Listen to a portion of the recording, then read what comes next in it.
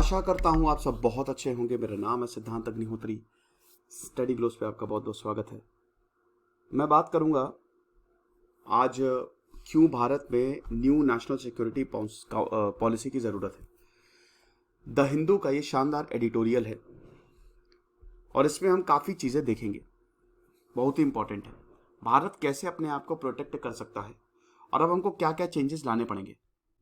देखिए, national security बड़ा important concept है और अब नेशनल सिक्योरिटी का मतलब होता है कि आप अपने देश को जो एरिया उसको कैसे सिक्योर करेंगे। और अभी 21वीं सदी है, काफी चेंजेस हुए, फंडामेंटल चेंजेस। सबसे पहली बात तो पॉपुलेशन बढ़ गई है, जीडीपी भी बढ़ती जा रही है, टेक्नोलॉजी बढ़ती जा रही है। अब यहां पे जो पांचवा डायमेंशन आया है, दैट इज साइबर वॉरफेयर। अभी तक तो हमको जमीन से खतरा था, समुद्र से खतरा था और स्पेस से खतरा था और हवा से खतरा था। भाई जो लैंड है आर्मी, स्पेस पे ढेर सारी सैटेलाइट्स, स्पाई सैटेलाइट्स, समुद्र पे नेवी, एयर पे एयरफोर्स। लेकिन अब हमको टेक्निकल फ्रंट पे भी खतरा हो गया है साइबर सिक्योरिटी का। ये एक नया वॉरफेयर है भाई, साइबर वॉरफेयर। 1 मिनट में सारा का सारा पैसा साफ, सारे कंप्यूटर को करप्ट करके सब इंफॉर्मेशन निकाल ली एक वायरस से। बस भारत की बात करें तो आपको बता दूं कि जो इंटरनेट यूजर्स है, क्योंकि भारत की पॉपुलेशन भी सबसे ज्यादा है, अमेरिका और चीन के बाद भारत तीसरे नंबर पे है। सबसे ज्यादा इंटरनेट भारत में ही यूज किया जाता है, तीसरे नंबर पे। तो भारत का जो साइबर सिक्योरिटी आर्किटेक्चर है वो अभी भी नया है। आप देखते हैं ना कितने सारे स्कैम हो जाते हैं इसी साइबर सिक्योरिटी की वजह से। साइबर वॉरफेयर की बात करें तो वही है कि किसी भी स्टेट को कंप्यूटर टेक्नोलॉजी की मदद से खत्म करना। आपके इंफॉर्मेशन सिस्टम को अटैक किया जाएगा, आपके मिलिट्री सिस्टम को अटैक किया जाएगा, जो पूरा स्ट्रैटेजिक सिस्टम को अटैक किया जाएगा। तो इसमें वही है कि आपके कंप्यूटर नेटवर्क को डिसरप्ट करके, हैक करके, या एस्पियोनाज, बहुत सारे तरीके होते हैं, बेसिकली हैकिंग ही होता है, सारी की सारी इंपॉर्टेंट इंफॉर्मेशन निकालना। तो cyber warfare is very dangerous. और ये आर्टिकल जो है ये इसी पे ही है, ये जो एडिटोरियल है कि साइबर वॉरफेयर से हम बचे कैसे। ठीक है, क्योंकि साइबर वेपनरी जो है it is also available to small island countries. और छोटे छोटे आइलैंड कंट्रीज के पास भी अवेलेबल हो जाएगा। पैसा कमाने का बढ़िया तरीका है, एथिकल हैकिंग सीख लो। हमारे इंस्टा पे दोस्तों हमने नया पेज बनाया है, तो आप स्टडी ग्लोस के ऑफिशियल पेज को फॉलो कर सकते हैं। और ये बैंकिंग का शानदार कोर्स है, वीडियो ऑन डिमांड। ये आप इस नंबर पे कॉल कर सकते हैं, व्हाट्सएप पे मैसेज करिए if you want to buy this. तो वही चीज है। तो साइबर टेक्नोलॉजी की बात कर रहे हैं, साइबर वॉरफेयर। देखिए, आर्ग्यूमेंट्स यही दिए जाते हैं। सबसे पहले तो अगर रिस्पॉन्सिबल यूज है, अप्रोप्रिएट कंट्रोल है, तब तो ठीक है, इट इज सेफ, है कि नहीं। यहां पे कम से कम अगर आप डायरेक्ट वॉर में जाएंगे तो लोग मरते हैं, लेकिन साइबर वॉरफेयर में कोई मर नहीं रहा है, तो अच्छी बात है ये। लेकिन दिक्कत यही है ना कि इंटरनेशनल सिक्योरिटी को काफी बड़ा थ्रेट है ये मिलिट्री इंफ्रास्ट्रक्चर पर अटैक करता है, प्राइवेट कम्युनिकेशंस पर अटैक करता है, फाइनेंशियल मार्केट्स पर अटैक करता है, सबको अटैक करता है ये। और बड़ी बात यह है कि जैसे चीन और रशिया में सबसे ज्यादा हैकर्स आपको मिलेंगे। साइबर टेक्नोलॉजी जो है इस समय देशों की डिफेंस पॉलिसीज में शामिल हैं।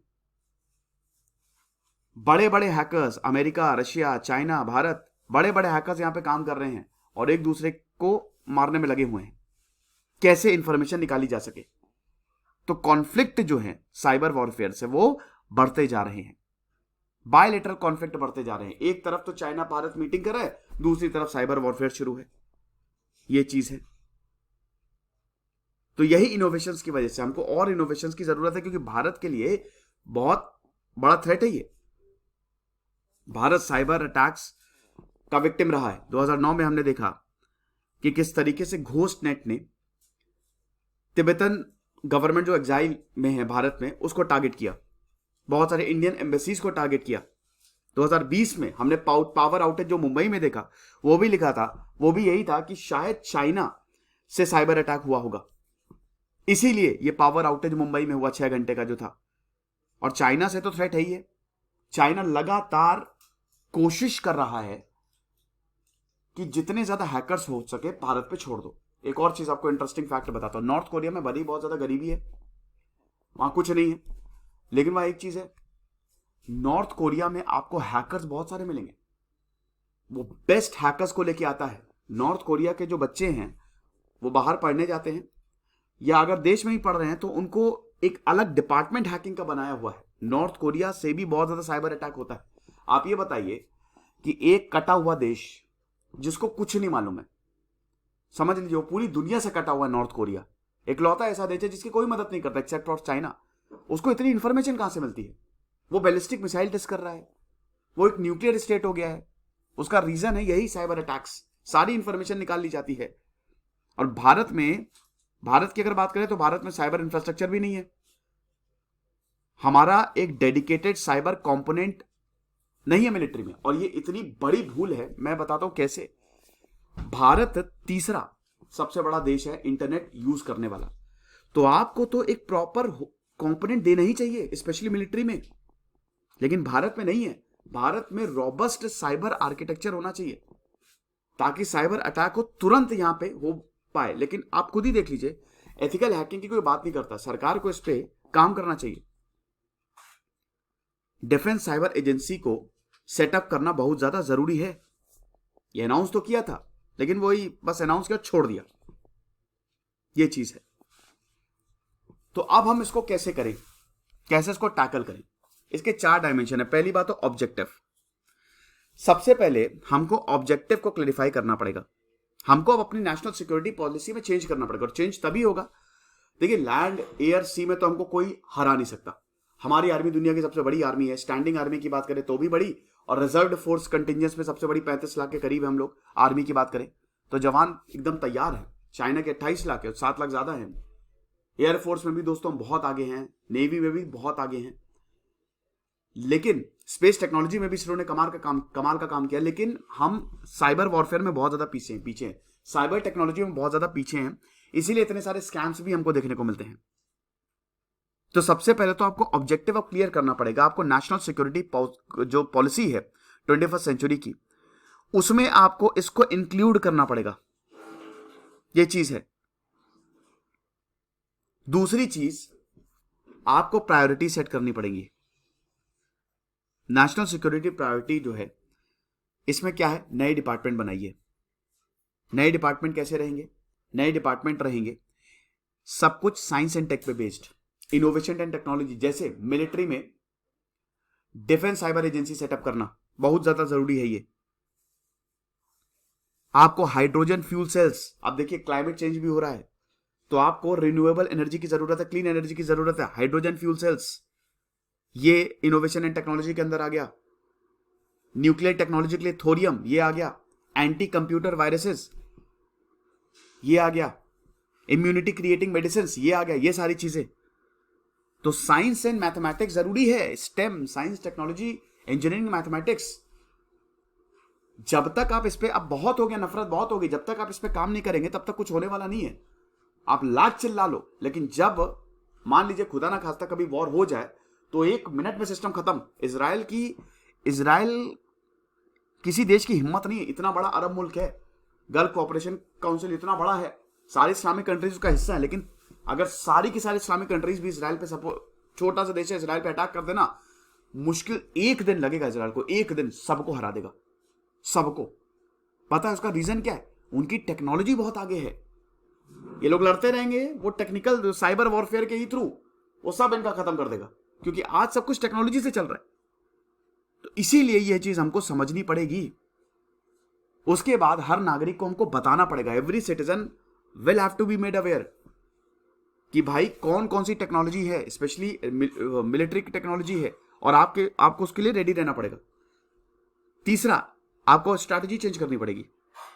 यस, आपकी जो नई नेशनल सिक्योरिटी पॉलिसी है, अब इसमें इसको इंक्लूड करके आपको एनिमीज को एंटिसिपेट करना पड़ेगा। जैसे चाइना की जो साइबर कैपेबिलिटी है वो भारत के लिए एक नया थ्रेट है, तो उसको टैकल करना पड़ेगा। पाकिस्तान भी बहुत तेजी से, भले ही ये सब देश, पाकिस्तान की आर्थिक हालत बहुत खराब है, 52 अरब डॉलर उसको चाहिए एक्सटर्नल फाइनेंसिंग 2 साल में, यही दिक्कत। फिर नया एजेंडा, अब जो हमारा एजेंडा होना चाहिए वो क्रिटिकल और इमर्जिंग टेक्नोलॉजीज पे होना चाहिए, इंफ्रास्ट्रक्चर, साइबर सिक्योरिटी। भारत में कोई इसकी बात ही नहीं करता है। भारत में इलेक्शंस होते यही हिंदू मुस्लिम यही सब होता रहता है। भारत में आप रियल इश्यूज की बात कब करोगे यार? ये सब, इन सब से देश चलना है, इन सब से देश और खतरे में जाएगा। जो मेन इशू है ना, अरे कोई ऐसा लीडर है जो इन सब की बात करे, टेक्नोलॉजी, साइंस, मजा है। रोजगार, रोजगार तो ऐसे मतलब कि जेब में भर के बैठे हुए हैं। रोजगार देंगे, कैसे दोगे पता नहीं, कोई रोड मैप ही नहीं है। इस समय सीएमआई की रिपोर्ट के हिसाब से भारत में इस समय बेरोजगारी दर सबसे ऊंचे स्तर पे है। पिछले 1 साल में 1 करोड़ नौकरियां गई हैं। 2019 में 41 मिलियन एम्प्लॉयड और अभी 2021 आते आते 39 मिलियन एम्प्लॉयड। ये चीज फिर रोल ऑफ पॉलिसी मेकर्स बहुत इंपॉर्टेंट है। वही सरकार की बात, सरकार बजट दे भाई, साइबर सिक्योरिटी को लेके आए, ये इंक्लूड करे, तभी मजा आएगा।